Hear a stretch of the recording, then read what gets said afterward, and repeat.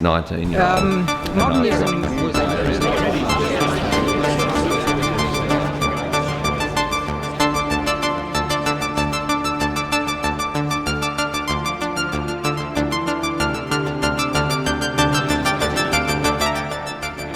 glad to be in Los Angeles right now as an art maker, as an artist.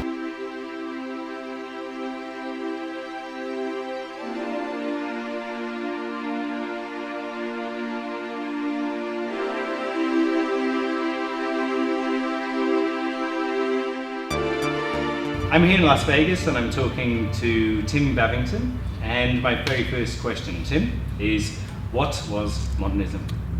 Okay, so I gave this some thought. You said you were going to ask me this first, and so then what I wanted to tell you about was the way I encountered modernism.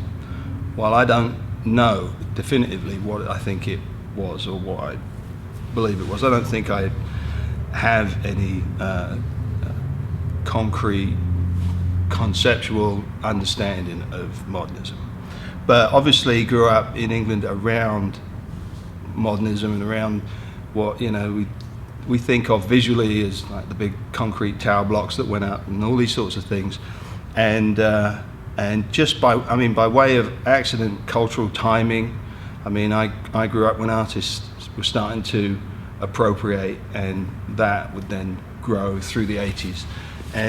But for me, although I became an illustrator at one point, I went to school to be an illustrator because in art, that was for our family. That's how you got to get a job. So what are you going to do? And so illustrator is an art job.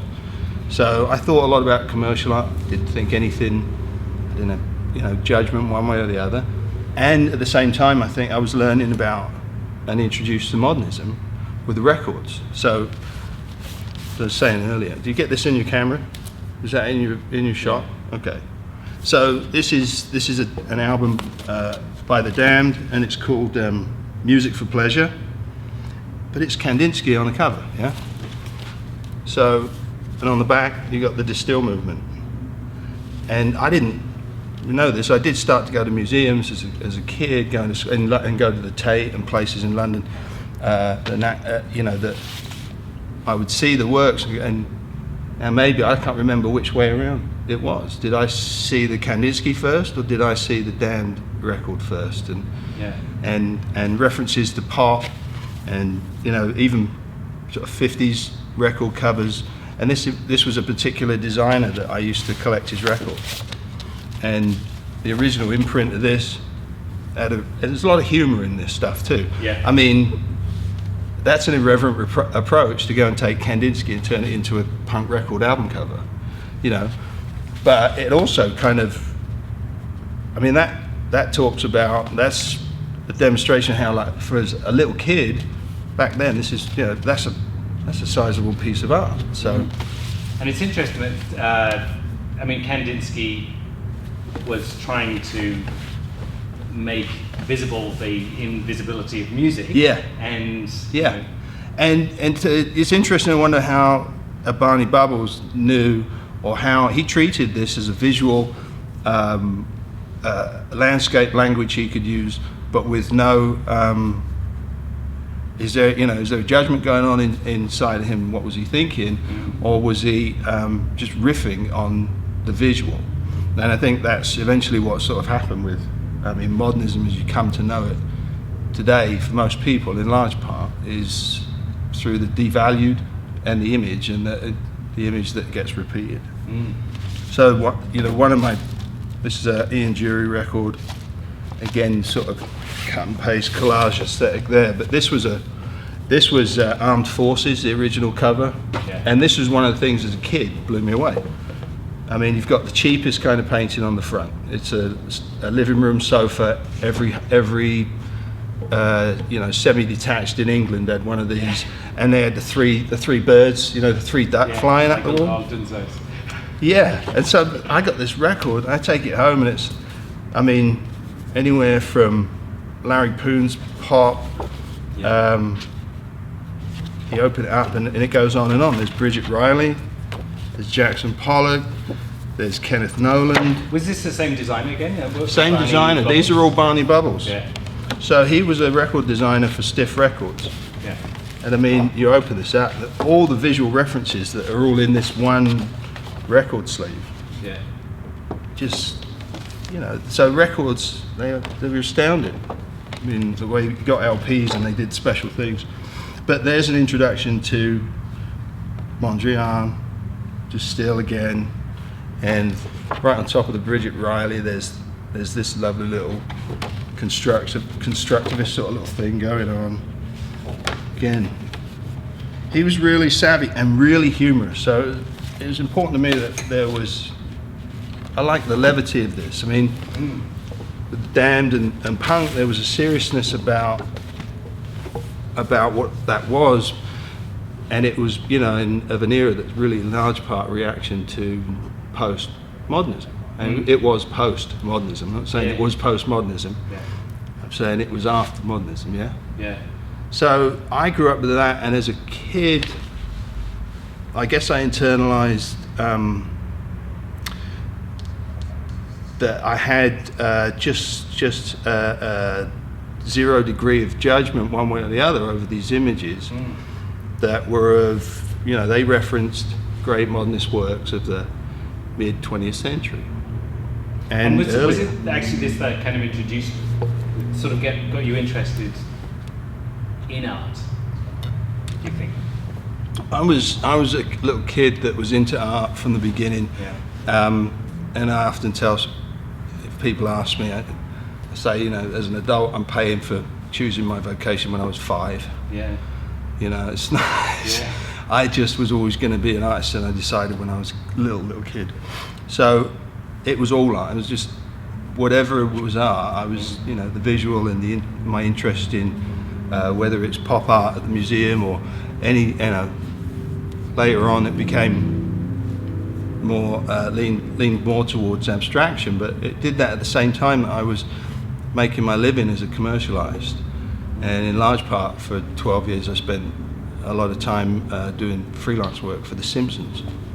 All right. So if you Google my name, you'll see pictures of my paintings come up. There's one awful picture of me sitting in a beanbag, which I hate and I can't get off the web. Yeah. But then also, you'll get covers of Simpson comic books and stuff, because I got credit in there.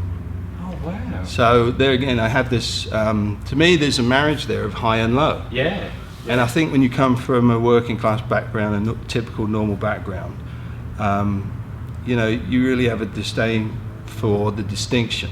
You grow up in a system that in England was, I mean, it was just renowned, and we grow up with these two extremes. There's the posh and the poor, the rich and the poor, you know, and you have a disdain for it. So when it comes to, I can't look at visual art that way, and create. For me, I think everyone's equal, so I can't create a visual hierarchy. This is high art, and this is low art, and never the twain shall meet.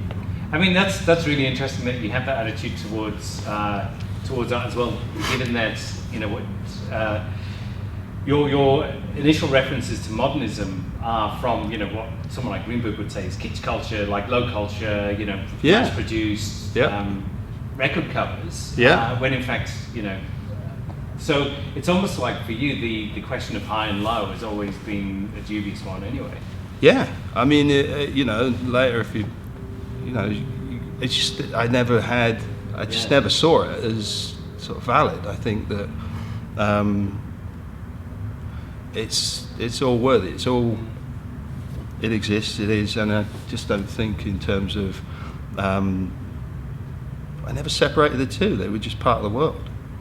And for some reason, 10 or 12 years ago, I began to make some paintings based on music, and I'd been studying abstraction on the side. I noticed when I was in college, I became fascinated with, I mean, it's in college where they separated the two, where you have fine art classes and you have commercial art classes, and you're learning to be an illustrator, or you're, you know, going to the fine art class and being asked to make something weird out of your narrative of your identity. And you know, it was like, that was the sort of thing that was going on when I was in school, and it was, I guess it's just practical the way I see it, but I found I had a really deep interest in abstraction as much as I did in comic books and pin-ups and stuff like that, which I did end up going. That was my job when I got out of school. So. And did you you went through the tertiary education system in the UK before you? I went through high school in England, and I came out here in '84 to spend the typical gap year. And as it happened, my dad lived in Las Vegas, and I'd been here once. I came here and visited him in 1980 for a summer holiday. Yeah. So that's it's sort of luck, randomness, timing put me here in '84. I was going to go back and go to college after spending some time here. Yeah. And at the time I wanted to go to Slade, and that would have been wrong because you should go to Goldsmiths in the mid '80s. But I ended up finding about a school. We discovered a school in California. I met a commercial artist, and he asked if I'd heard of this school, Art Center College of Design in Pasadena, and so I ended up going to school there. My dad said, "This place is amazing." And it is known for being like the top commercial. It's trade school. Yeah. Yeah, my dad could get his head around that. The majority of his life, he was a car salesman. And he then had a car rental company, and he was in, before that it was a body shop, auto body shop. So, and my dad was a pure Cockney, very East End London, and it's a trade school. He could see me going to school and getting a job, and then when I did subsequently work and begin to make a living, that's how he began to understand art was okay and not like, what are you doing, fucking art. Yeah, I can imagine. So it was such a great school, and the American West, I mean, the appeal of it, if I could stay here and go to college. Yeah. And then I did. The first, within a couple of weeks of getting out of school in LA, I got a job, and I stayed in LA, and I moved up here, moved back to Vegas 20 years ago. 93. So your decision to come to America, was that, I mean, I can see in your work that there would be something about the UK that almost, like you said, with that kind of elitist idea of artists that almost wouldn't fit really within that UK context. Is that why you came to America, or was it actually a bit more? It was just, I think it's just opportunity and the appeal of it. I mean, one, it was to spend, I could spend time with my dad, and two, I mean, how, after growing up in England, what could be California and the American West? And Las Vegas is, well, we're now basically a suburb of LA almost, but it's, it's close enough, and it's the West for me. I don't really draw any distinctions between, that we're here. I actually think Las Vegas is a very, very American city.